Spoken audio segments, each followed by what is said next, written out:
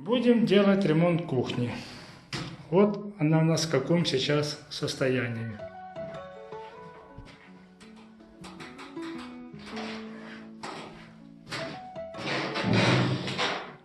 В первую очередь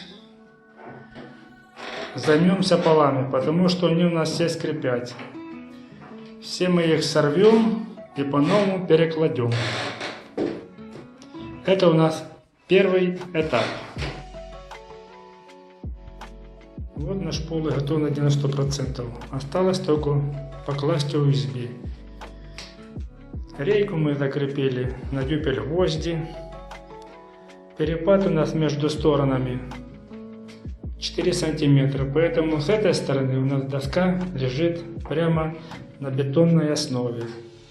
И доску мы крепили дюбель гвоздями 8 на 100. Поэтому доска у нас теперь жестко держится, не скрипит.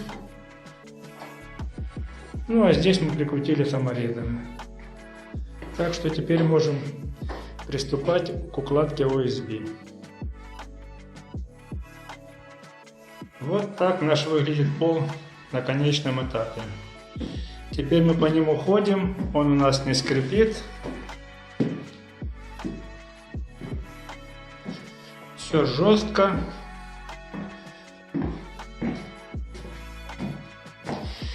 Теперь можем переходить к стенам.